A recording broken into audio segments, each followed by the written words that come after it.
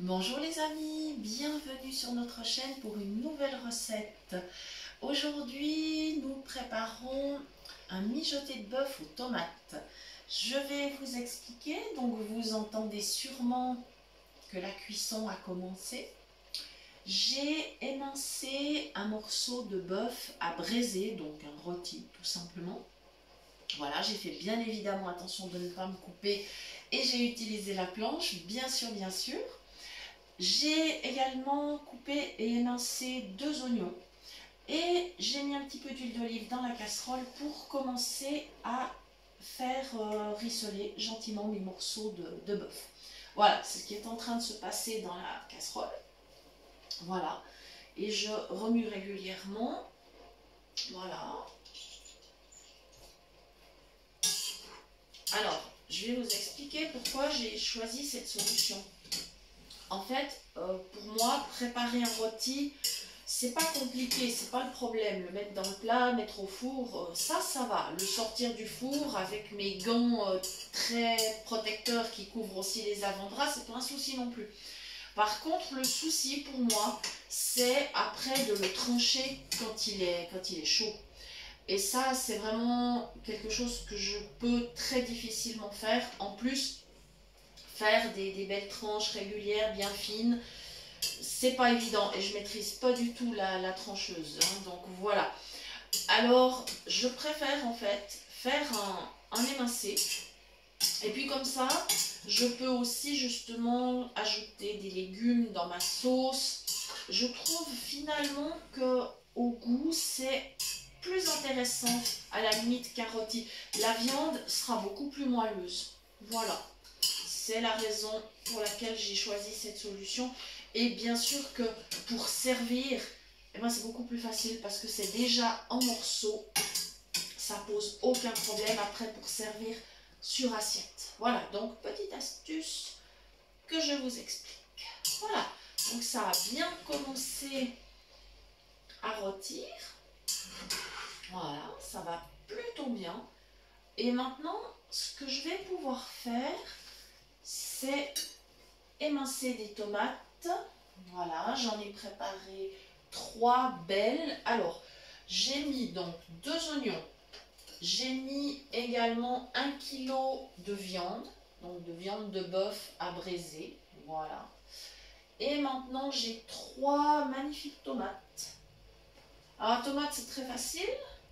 Je prends dans la main, je coupe en deux et avec le petit couteau, je vais simplement glisser ma lame pour enlever simplement le dessus et puis la partie du cœur qui est un petit peu dure. Voilà, c'est ultra simple.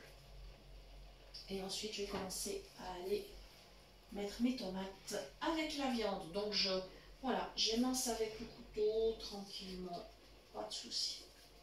C'est aussi évidemment possible de préparer les tomates d'avance, par exemple, il n'y a pas de souci. Voilà. Vous pouvez les mettre dans une assiette ou en saladier, puis après vous les rajoutez tout simplement avec votre viande. Voilà, on est en pleine saison, on a des super belles tomates en attendant celles du jardin qui vont sans doute pas tarder. Voilà. Là, j'ai un petit bout à enlever. Voilà. Et je continue. J'aime beaucoup ces plats où on peut allier finalement viande, légumes, ces plats un peu complets comme ça. J'aime bien. C'est facile à préparer. Après, il n'y a plus qu'à laisser mijoter. Et puis finalement, ça fait des plats bien complets. On va sans doute cuire un petit peu de riz pour accompagner. Voilà, j'en suis à la deuxième tomate. Voilà, j'enlève juste le cœur. Je laisse quand même un peu le jus de la tomate parce que ça apporte finalement du goût aussi. Donc ça, je laisse aussi pour mettre avec la viande.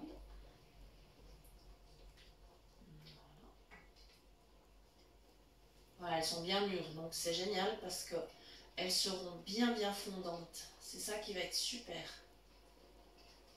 toute façon, ça va mijoter quand même un bon moment. Voilà.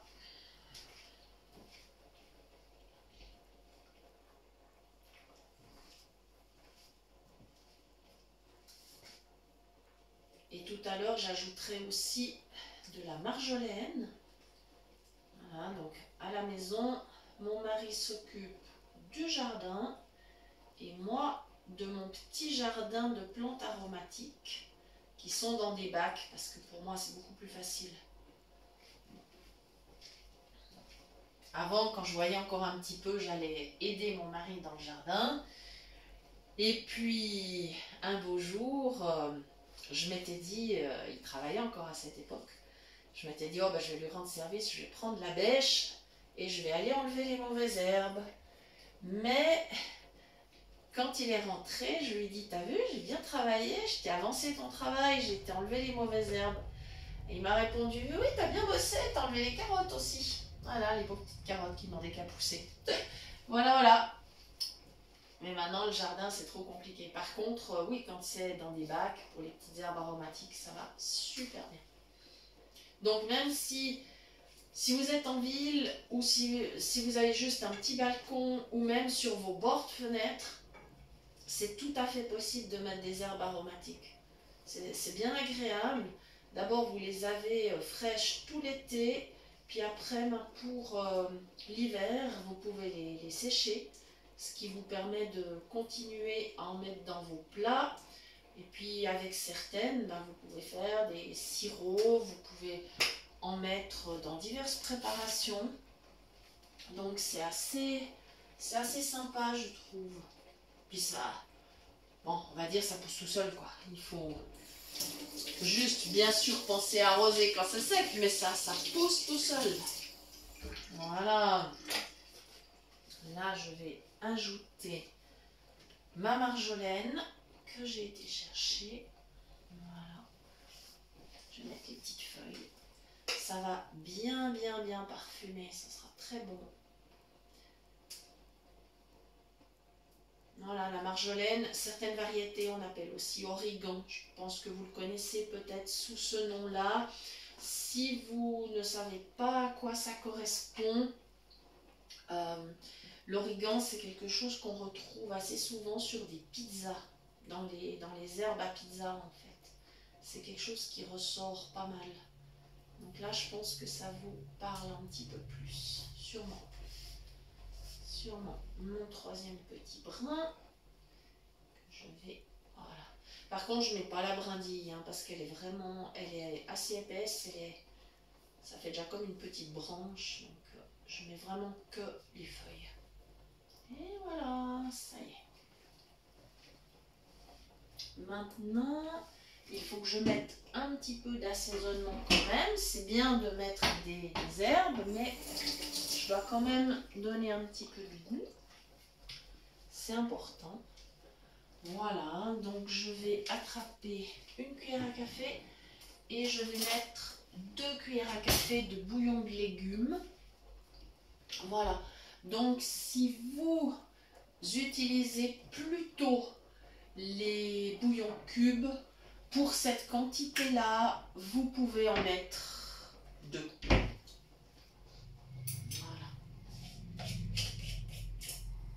Voilà. Sauf peut-être si vous avez un bouillon de bœuf corsé, là peut-être un seul suffirait éventuellement. Voilà. Alors, une cuillère.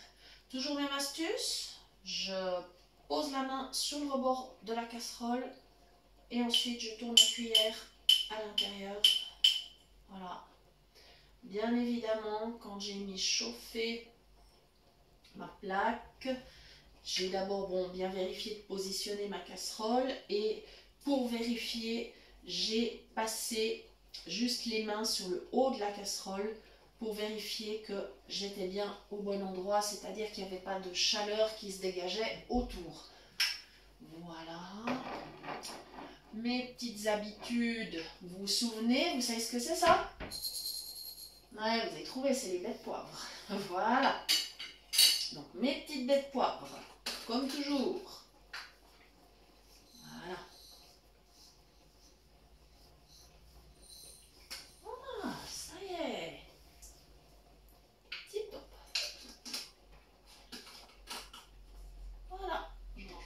aussi. Voilà.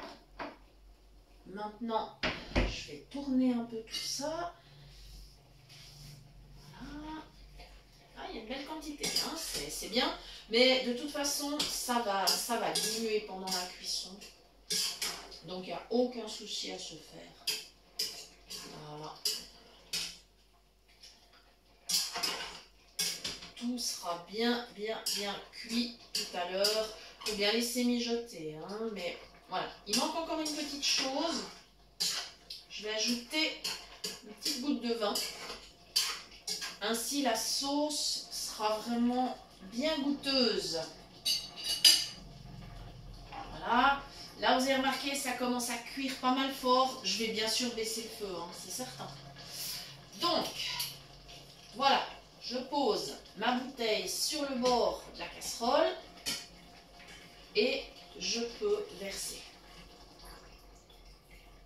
Voilà, à l'oreille, je pense que ça va pas mal. Ouais, là on est ok.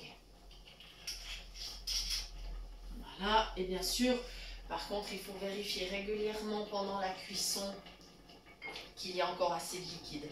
Mais bon, avec la viande qui va de toute façon rendre un peu de jus, avec les tomates qui vont diminuer, qui vont apporter pas mal de jus aussi, plus le vin blanc, je pense qu'il n'y aura vraiment pas de problème à ce niveau-là. Alors maintenant, voilà, je remue encore une fois pour que tout se mélange bien, tous les assaisonnements que j'ai mis. Voilà. J'ai mis plusieurs goûts différents parce qu'en fait, je pense que ça vous avez remarqué maintenant depuis que vous suivez nos recettes. J'évite absolument des sauces toutes prêtes, des choses comme ça. Parce que finalement, ce sont des produits qui contiennent énormément de sel, peu de saveur et qui sont bourrés d'additifs, de colorants, de conservateurs, enfin de plein de choses pas intéressantes du tout. Et finalement, ces produits, à mon sens, ils n'ont absolument aucun intérêt. Donc, si on fait une sauce soi-même, c'est bien meilleur. Et vous voyez qu'avec finalement quelques ingrédients très courants, on arrive à faire quelque chose de super bon. Voilà. Voilà, là c'est bien parti, ça va mijoter. Maintenant, je vais couvrir. Voilà.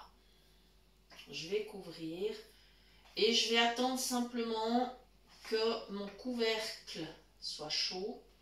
Et après, je vais descendre au minimum. Je vais vraiment y aller tout doucement. C'est quelque chose qui mijote longtemps à basse température. C'est pas un émincé minute, hein.